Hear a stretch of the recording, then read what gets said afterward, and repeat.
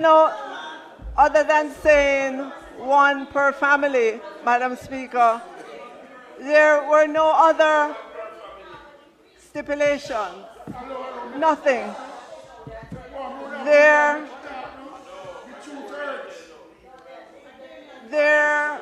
It was a blanket statement. It just said one per family. That was it. When the Prime Minister at our party's conference in November last year, when he announced that he was going to give $20,000 to persons who were not, collecting any benefit from the government, he gave conditions. He said that they would have to be registered at the Ministry of Labor and Social Security, who would vet them and so on. So he gave conditions. There were no conditions other than one per family to this promise. So, Madam Speaker, I did this calculation more than once. I did it more than once to assure myself that it was correct. You're talking about $31.5 billion annually, Madam Speaker. The opposition also promised to match the cost that companies invest in their employees. And again, Madam Speaker, you can do the calculation there because the data exists. On average, employers pay about $954 per worker. Average training hours, 57 for the year. We know what the employed labor force is, and we can, just take a percentage of that gets trained annually, maybe about 7% or so. The total spend on training would be about $5.1 billion. And since the opposition would fund 50%, that's $2.6 billion. The opposition said that they would match. Match means you give the companies money. Where would they get the money from? Isn't it the consolidated fund to invest in their employees? I don't know if they didn't know what match meant. But if I was an employer and the government says that they're going to match what I spend, I'd be expecting a check from the government. Okay. All right, so that's $2.6 billion, Madam Speaker. Madam Speaker, the opposition also said that they would remove all taxes on laptops and tablets for students and teachers. Madam Speaker, I'm not one to boast, but this government, this Prime Minister Andrew Holness-led government, has invested $8.2 billion in tablets, laptops,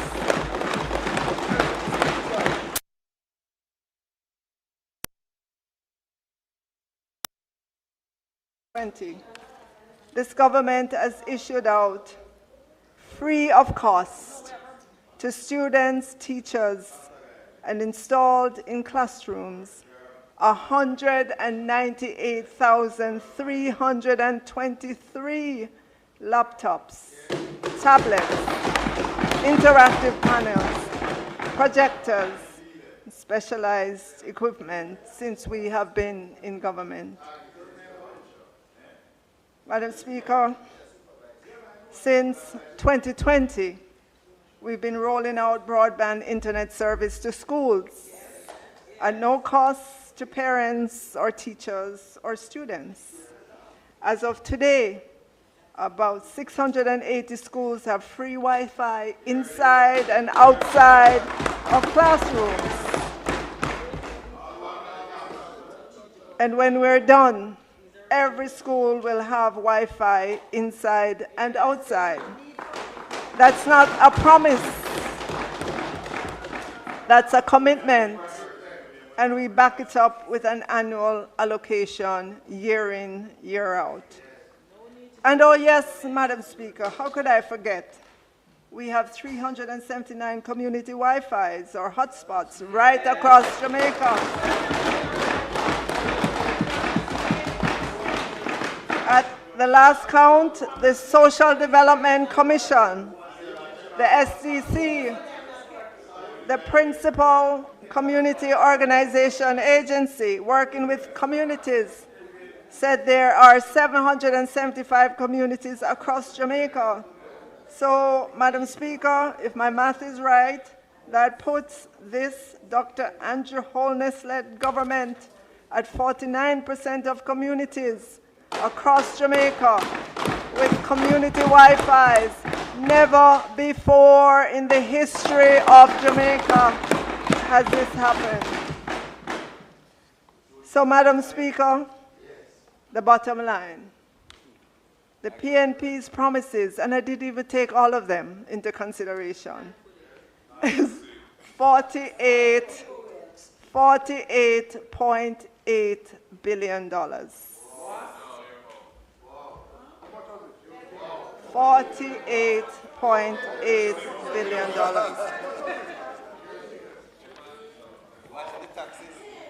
So, Madam Speaker, let's do. Jamaicans do not want a government that will party with the rent money, as the implied budget of the opposition has shown. You can be assured, you can be assured that we will continue to be good stewards of the country's resources. And so, Madam Speaker, I say to all Jamaicans, it's decision time.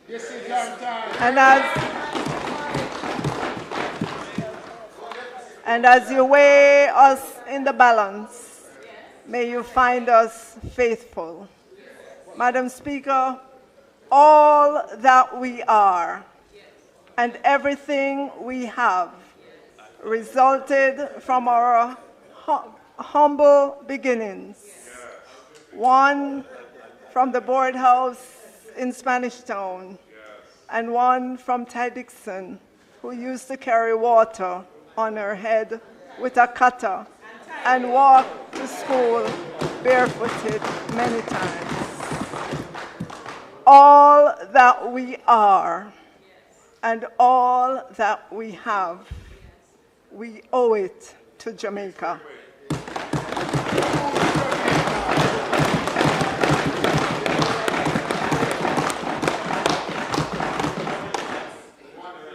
We have no other place to go, Madam Speaker.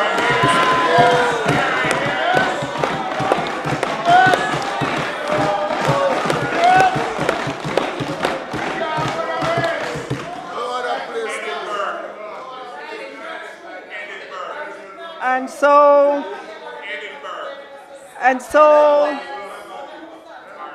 so I say again, to all Jamaicans, it's decision time. Whom do you trust with your future? Do you trust those who don't know what the financial cost of all the things they have promised? Or if they know, they still put forward an implied budget that is not sustainable and not credible? An implied budget that would cause another FINSAC. Whom do you trust with your future? It's decision.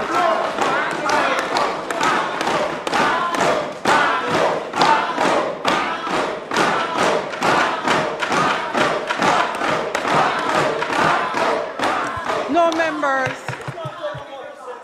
members. So as I close, Madam Speaker, I say to all Jamaicans, may the Lord bless you and keep you. May the Lord cause his face to shine upon you and be gracious unto you. May the Lord turn his face towards you and give you peace. God bless Jamaica, land we love. We choose Jamaica. Thank you.